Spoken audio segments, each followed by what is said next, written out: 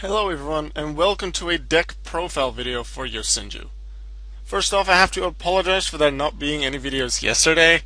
I did have a video ready, which was the one I uploaded earlier today, but the internet was down the entire day yesterday, from morning until, well, actually this morning, and I just had no way of uploading it. So to make up for that I missed the video yesterday, there's two videos today, this being the second one. As requested by Revenge of the Legend, here is the deck profile for my Yosenju deck. I should note, first of all, that this deck, cards-wise, hasn't been updated with anything from Breaks of Shadow. I'm not sure whether I want to or not, but I haven't used the deck since Breaks of Shadow became TCG legal. I've been using a lot of other decks, as you've seen in my videos, and I've used other decks like Cosmo and Stellar in tournaments.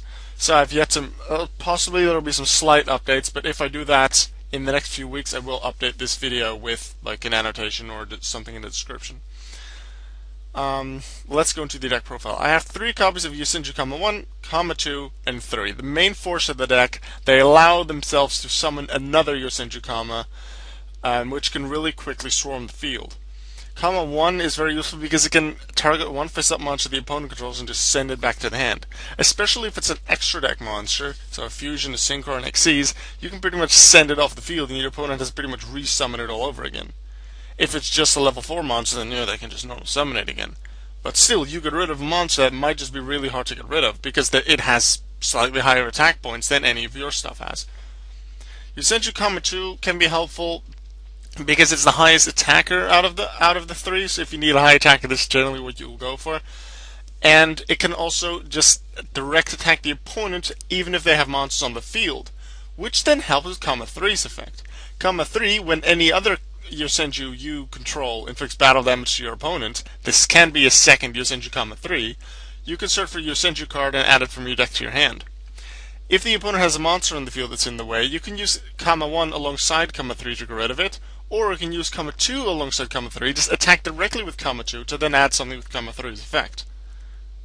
3 doesn't necessarily disrupt anything like 1 does, or allow you to deal damage with the opponent having a monster like 2, but its effect to add a Yosenju card from deck to hand is useful. It can add you, let's say you have a 3 and a 1, you can add a 2 to have more force to play with next, and you can add a Tsujik.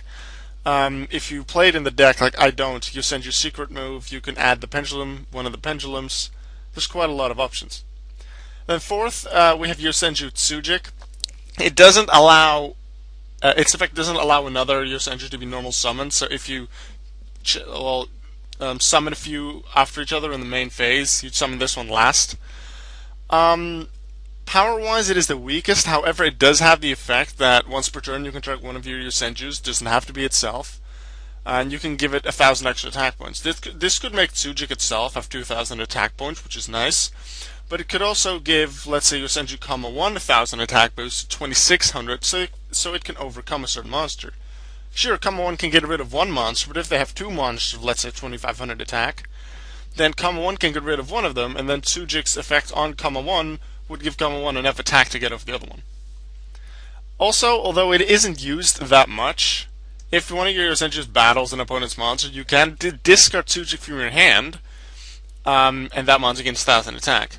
So this can apply when you just don't decide not to summon Tsujik, but also when one of your monsters has been Fiendish Chained or Breakthrough Skilled and then is attacked into, then you can also use Tsujik to make them survive. I have a Thunder King Rai-Oh in the deck to stop stuff from searching, but also to negate Synchro's Xyz summons. Pendulum summons it doesn't necessarily work that well against because it's only with one monster. However, I see Rai-Oh still is a pretty good card. 1900 attack can be nice as well. Bear I have in there because tanky. All the Yosenjus are Beast Warriors, at least the level 4 and below ones. The non-pendulum. The non-pendulums are all Beast Warrior. Tanky searches for them. In a deck that runs tanky, Bear is useful. I can Stellar have the same thing. If you don't have Bear, and you do have a tanky, then you may want to search for a Yosenju, but you may also want to search for a Bear, which then allows you to send tanky to the graveyard to destroy an opponent's monster, and if things go well, generally it will, you can then direct attack with Bear, deal 1600 damage, and just set the second tanky from your deck to next turn search for the Yosenju. Very useful. 3 MST to take care of back row, because Yosenju can well, if their effects are negated, especially like Fiendish Chain, Breakthrough, you don't like that. Fiendish Chain, like if it's used, you can stop it with Mystical Space Typhoon, and the Yosenju will just be able to keep going normally. Breakthrough skill, you have to stop before it actually happens. Um, and you kind of want multiple of your Yosenjus to return to your hand in the end phase to be able to keep the combo going again next turn. So you don't want them to be banished by Dimensional Prison or destroyed by Mirror Force or anything like that. Butter Duality helps you search for your monsters generally to get your combo pieces, but if you need to destroy monsters, you can get Raigeki, Mirror Force, you can get your Darkhold, you can get your Tenki, or MSD, whatever you want. Raigeki to destroy monsters, same with Darkhold. And I think about Yosenju because it doesn't really use the graveyard or special summons much. It allows you to use Dimensional Fissure and Macrocosmos without much issues. Sure, Pendulum decks, it doesn't work exactly like that perfectly against them, but if you think back like one or two formats, like Shadol, Burning Abyss, things like that, major use of the graveyard, Dimensional Fissure, Macrocosmos works really well against them. Tellers, not so much, but Altair into a Deneb that's in the graveyard was one of their main combos, and this also stops that, which is why Yosenju, I feel, was very good in those formats. Vanity's Emptiness also, because you don't special summon Vanities. Why not? Mirror Force to destroy monsters, because Yosenju will definitely leave your field wide open almost every turn. Taking care of the opponent's monsters so you can actually do your stuff during your turn is helpful. That's why I do run Mirror Force. I have 2 Fiendish Chain to stop attacks and to negate effects.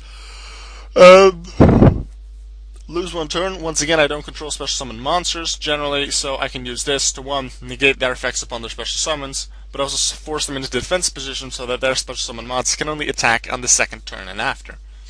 Torrential Chibi destroys all monsters on the field, but just like with Dark Hole, you generally won't have any monsters on your field when it happens, so you can just freely destroy whatever they have. Bottomless Strapple and Solemn Wing are also there to stop opponents' cards. Later on, this wasn't originally in the deck, I added in a Wavering Eyes and a Yosenju Shinshu L. I believe this was the first format when Cosmos were out, because I felt that Magispectors and Ignites, especially Magispectors, would see some play in the tournament that I was using this in. There were quite a few Magispectors, but I never faced them. But I wanted to use Wavering Eyes because it just works really well against Pendulum cards. And because you generally destroy 2 or more Pendulum cards, I wanted to have at least 1 Shinshu L there. And its 2100 defense could work out, and it could, like, if you only have a Kama 1 and a Shinshu L, that still allows you to use Kama 1's effect, because for all of their effects you do need another Yosenju on the field. So that has helped me in the past. Now, considering Performapal, Performate Pendulum decks are really big, I would consider actually adding more Wavering Eyes, and maybe also Yosenju's Secret Move, because that works with the Pendulum card as well. But I haven't really decided on that yet, because I haven't really played in this format all that much. Well, this format with the new Breaks the Shadow stuff, and also with the Yosenju deck, I haven't played in this format as much. In the extra deck, I have a Rhapsody and Berserk to stop graveyard stuff, 2 Gagaga Cowboys. Generally, it's like either 1 or nothing, but this deck can sometimes nearly finish the opponent or just deal a lot of damage but leave them at, well, let's say 1600 or less. But if you have multiple Yosenjus on the field, generally I'd have 2 or 3, then I can overlay into 1 and then deal 800 damage. But sometimes, not always, but like I'd say nearly 10% of the time, when I play Yosenju, I have 4 of them on the field, and this can include a Tsujuk or multiple Kama 1s. But anyway, they have, let's say, 1600 or less life points left. Could also be 800 or less. I have 4 of my Yosenjus on the field, and then I overlay into Gagaga Cowboy twice to deal 1600 damage, and that way finish them off. To be able to do this, you actually do need to protect your monsters from being destroyed, so those MSDs and possibly other things that like stop traps, like Wiretap that you may want to use, are important to get that off. Abyss Dweller also to stop things in the grave. Maestroke, because I just like using Maestroke. Stops itself from being destroyed twice, which I really like, and can flip something face down. Lightning Chidori. My Yosenju ones are wind, also Shinshu L is wind as well. I don't often go into it, but this is actually one of the Xyz monsters that actually go into more than the rest, because I don't often Xyz summon. But if I do, this is one of the main ones that I go into because I can one get rid of a set card and then also get rid of a face-up card.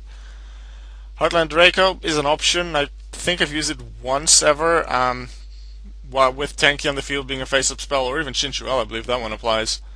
Yep. It can be targeted for attacks, which helps, but also it can direct attack if the opponent has something big and you may not have Kama 2. You can do that. Castell, because awesome card. Silent Arc, because awesome card, and also can then protect itself from being destroyed once. Black Ship, to get rid of stuff. I haven't used it in this deck, but the only Xyz monsters I use are rank 4s, and I feel this is one that I could use in some situations. Tiger King is one that I've used a few times as well. It requires 2 Beast Warrior type monsters, which once again are the non-pendulum Yosenjus, but also Bear. And it allows me to set a new Fire Formation spell or trap, which will be Tenki, to search for a new Bear or Yosenju the following turn. Ragnar Zero, in case the opponent has monsters that alter attack and defense, I can destroy that. Dark Rebellion, because it can take out really strong monsters. I haven't actually used it in this deck much, but it is possible. Kagutsuchi, if I want a certain way of protecting my own monster, because you can detach an Xyz material instead of destroying this Bujin. I think I've gone into it once, but I'm not really sure what happened then, but it is an option. And then Evil Storm Ouroboros, the only one that requires 3 monsters? No, this one does as well. Yeah, no, it doesn't. Ouroboros is the only one that requires 3 materials, but it has various ways, 3 effects in total, with which it could disrupt the opponent's plays. Once again, you generally don't want to disrupt your own plays by Xyz summoning, because then you have a lot less combo pieces to go with the following turn. But sometimes disrupting the opponent's plays is an even stronger move. That's how Ouroboros. The side deck's a little outdated. Once again, I last played this seriously with when things like Shadol, Teller, Burning Abyss were still a thing. So Mistake. There are quite a lot of cards that added stuff from deck to hand. I do have to be with Mistake and Thunder King as well. Kama 3 and Tenki don't work, so I have to be wary of that. But Mistake, pretty sure that would still apply because Luster Pendulum. So I could keep that. Ring of Destruction because it just helps destroys a monster, deals some damage as well, which could help with the Yosenjus and then Cowboy. Twister to take care of face-up spells and traps, maybe a Tenki, but also Pendulum cards. I believe this will have been against Shadol and Burning Abyss. This one against Tellers. This one against Magispectors. This one against Pendulums in general. Soul Drain monsters in the grave and that are banished. So Burning Abyss, the Shadol, multiple things, and then Mind Crush because I had one more space in the side deck, and once again a lot of things add stuff, so Mind Crush can just discard it. Side deck can especially be updated. Main deck maybe a little bit, considering the new meta and stuff and the new cards that are available. If you have any suggestions on what to change to the deck to improve it, let me know. But you can also use this as a base to see what you like about the deck, what you want to change, what works with the current meta, what works against more fun decks, as some would call it. Let me know what you think, and I will see you in the Yu-Gi-Oh video tomorrow. Goodbye.